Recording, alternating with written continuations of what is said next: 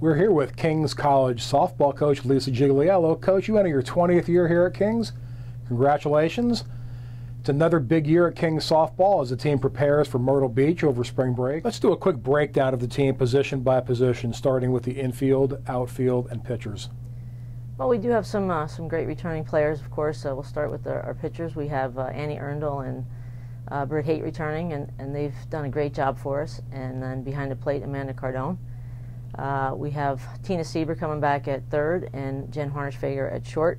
Nice solid infield. We do have some spots to fill in the pitcher-catcher rotation as far as getting some others in as well as short and third. Then at second base we have Kayla Rutkoski, who's been a rock since getting here. She's just a great steady second baseman. Comes up with some big hits, but is just so constant at second. First base we're looking to fill. We had some people graduate, so now we're looking to get somebody who can fill that spot. We do have a couple freshmen coming in that they're very promising. I'm hoping that they can step right in. When we move to the outfield, we have Erin Bean returning, and she's going to have some help out there with some new freshmen, of course, and as well as some other players that are going to look to get into the rotation. Nicolette Paizo is looking to really make some changes out there, and I think we'll have some exciting players. Talk about the benefit of having so many players returning in terms of experience and leadership. It's definitely comforting to know that so many returning athletes are coming back who are obviously successful, talented people. It's an easier transition into the season, throughout the season.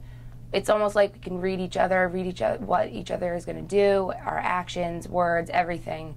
We know what pumps each other up. Whenever someone's down, we know what it takes to bring them back up again, so it'll be a lot easier this season having everyone back again. What is your mindset heading into the season? Well, winning is always a plus in my book, so this season we definitely want to win. That is our main goal. Last year still left a bitter taste on our tongue. We're still a little bit angry about that, so winning is definitely the #1 thing in our mind coming into this season. With all the returning players on the team this year, what do you see as the strengths of the squad? Well, we have most of our starters back this year, minus a few, so I would say our biggest strength is definitely experience. We have a lot of that coming in this season that will definitely help us.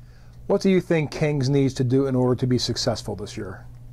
I think that we definitely need to play together as a team and continue to do that. We're pretty good. We're a very close, tight team, and I think that just being confident. We're a very confident team, and if we can continue to do that, we'll be successful.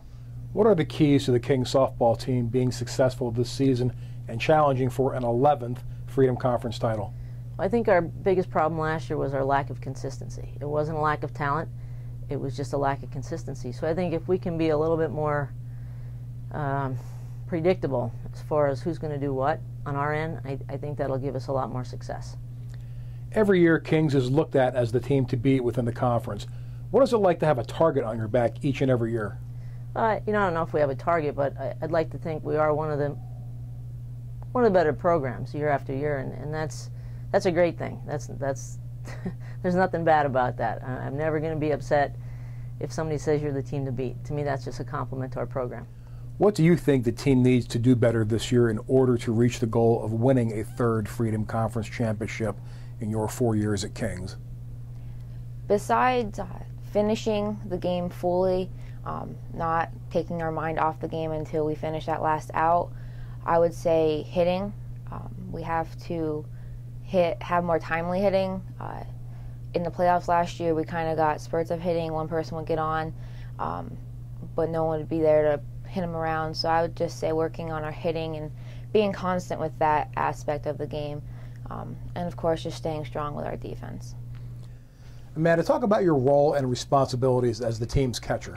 My role is to help the pitchers out, calm them down when they're frustrated out on the mound, call pitches, and make sure no one touches the plate at all. You've been very successful in your career thus far, and in just 2 years, you have accounted for 13 home runs and 81 RBIs, while also excelling behind the plate.